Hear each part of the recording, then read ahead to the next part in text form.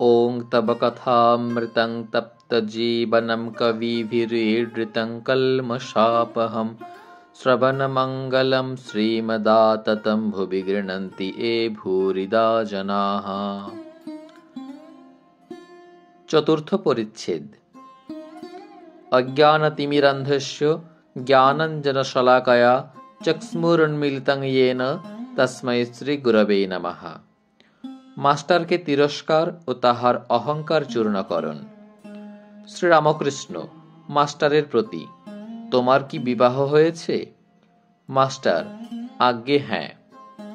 শ্রীরামকৃষ্ণ শিহরিয়া বলিলেন, ওরে রামলাল, যাহ, বিয়ে করে ফেলেছে। মাস্টার ঘোরতর অপরাধীর ন্যায় অবাক হইয়া অবনত মস্তকে চুপ করিয়া বসিয়া রহিলেন। ভাবিতে লাগিলেন, বিয়ে করা কি এত দোষ? ঠাকুর আবার জিজ্ঞাসা করিলেন, তোমার কি ছেলে হয়েছে? মাস্টারের বুক ঢিপ ঢিপ করিতেছে।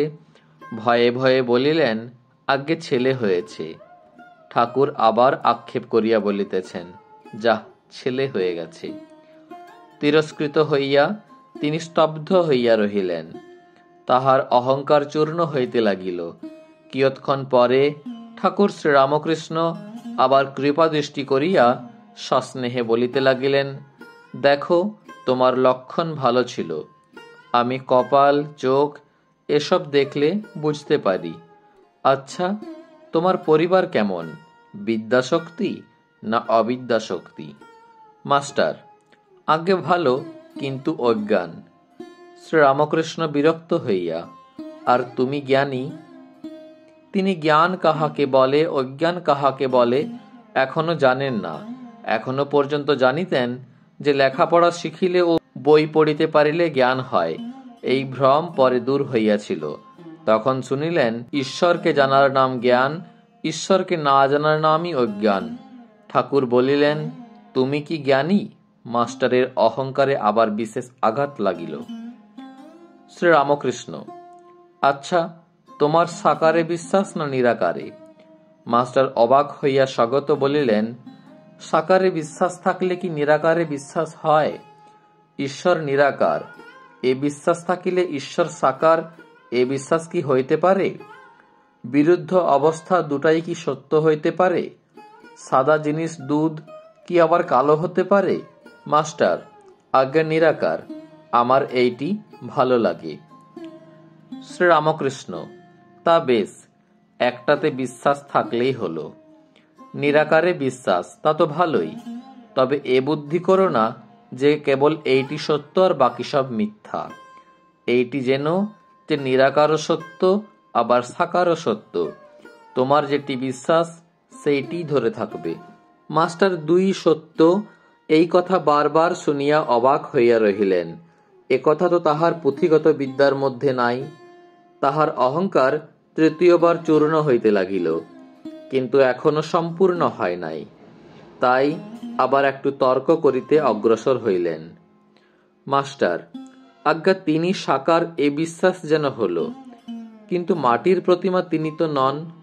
শ্রীরামকৃষ্ণ, মাটি কেন গো? চিন্ময়ী প্রতিমা। মাস্টার চিন্ময়ী প্রতিমা বুঝিতে পারিলেন না।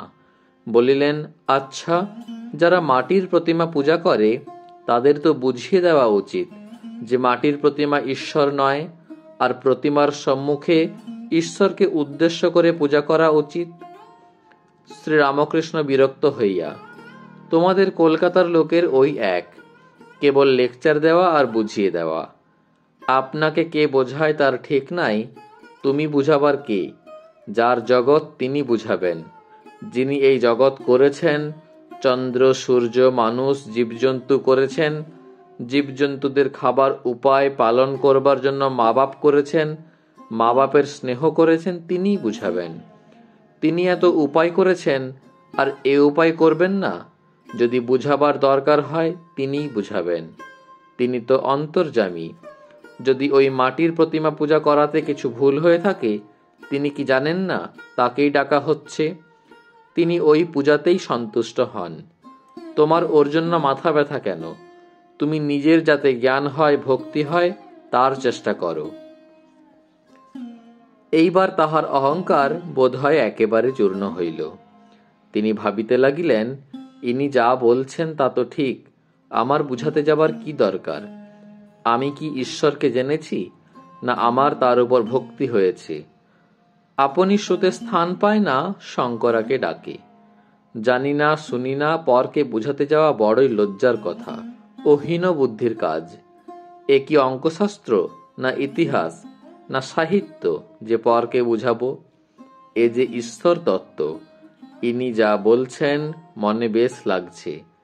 ঠাকুরের সহিত তাহার এই প্রথম ও শেষ তর্ক। শ্রীরামকৃষ্ণ, তুমি মাটির প্রতিমা পূজা বলছিলে, যদি মাটিরই হয় সে পূজাতে প্রয়োজন আছে। নানা রকম পূজা ঈশ্বরই আয়োজন করেছেন, যার জগৎ তিনি এসব করেছেন অধিকারী ভেদে। যার যা পেটে সয় বা সেইরূপ খাবার বন্দোবস্ত করেন। এক মার 5 ছেলে, বাড়িতে মাছ এসেছে, মা মাছের নানা রকম ব্যঞ্জন করেছেন। যার যা পেটে সয়, কারো জন্য মাছের পোলোয়া, কারো জন্য মাছের অম্বল, মাছের চচ্চড়ি, মাছ ভাজা, এই সব করেছেন, যেটি যার ভালো লাগে, যেটি যার পেটে সয়। বুঝলে মাস্টার? আজ্ঞে হ্যাঁ।